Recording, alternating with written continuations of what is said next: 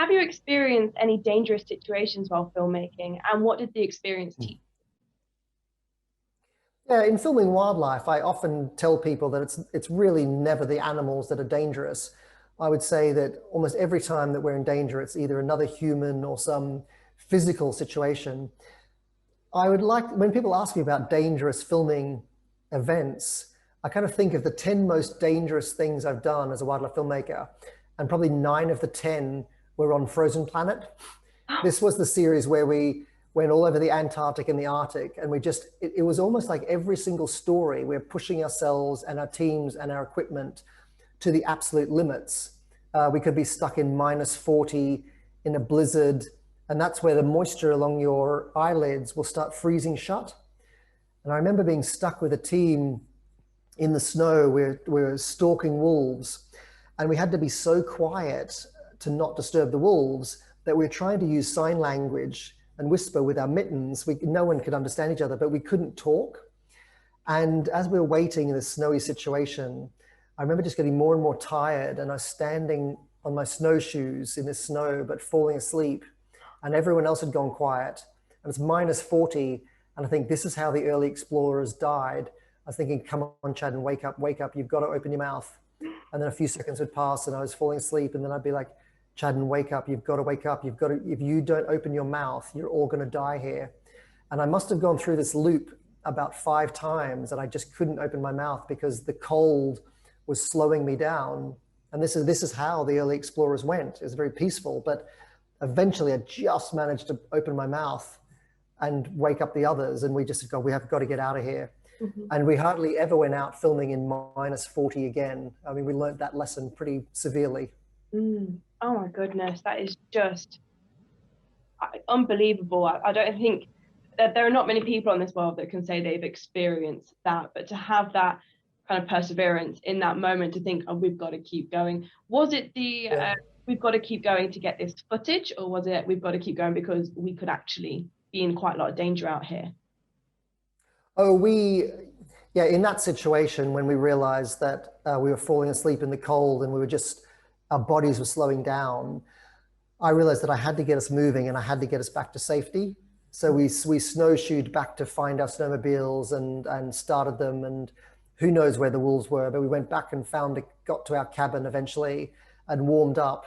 And we just watched the temperatures and made sure we didn't go out in those conditions again. So it really was, we strive really hard to get footage that no one has ever seen before. And so we do put ourselves into some pretty extreme situations.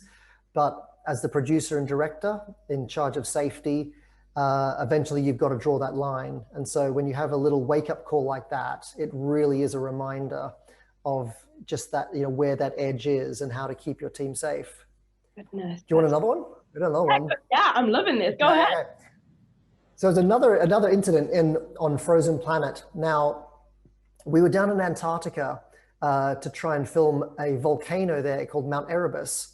And we went right up to the top of the volcano. It's got an ice cap on it, but the volcanic heat from the rocks melts the underneath of the ice and creates these beautiful ice caves. And we went down through a hole into these ice caves, and the gas from the volcano melts and refreezes the ice into these beautiful shapes. So you get these chandeliers in one part of the cave where the air makes them just right. And then you crawl through a little bit of ice. So something like out of Narnia, you'd crawl through another cavern, and then all the ice crystals were like big hexagonal dinner plates. So it's like each room had just different crystals of different shapes. And we were exploring these caves for hours, and then we started getting these excruciating headaches, and we started to be crippled and feel sick, and we're vomiting, and the cameraman was lying down and couldn't get up. And we realized we had to get out of there, and we tried to find our way back through these ice caves, but it was like, as I say, trying to get out of Narnia. And we got back to where we thought we'd come in and realized that the entrance to our ice cave had been completely sealed by a blizzard. A blizzard had blown snow over the entrance and sealed us in. And so with these headaches, as I said, they were so excruciating, we just thought we were going to die. We tried to hack our way up the side with ice picks and try and hack the cap of this ice out and burst our way out outside into the blizzard, into the fresh air of the blizzard. And later on, a scientist came down into these ice caves with a little electronic cave canary, they call it. And it goes beep, beep, beep, beep, beep, beep. And it shows you the gas levels in these caves. And basically it was saying we should all be dead. The toxic gases that come up from the volcano that were trapped in these caves should have killed all of us.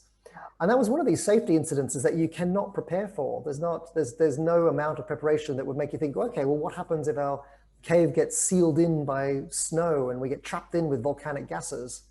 So that was another one that was quite hairy, and we're lucky to get out of that one. Wow. So did you genuinely feel in that moment that I could die here? And did it put you off going back and filming in such conditions?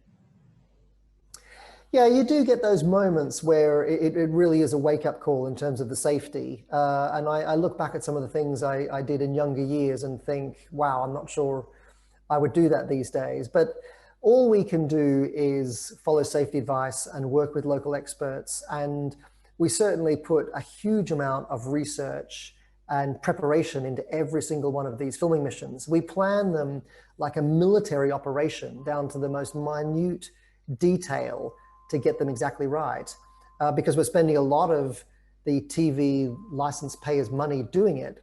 So we try not to leave anything to chance. They really, really are planned meticulously.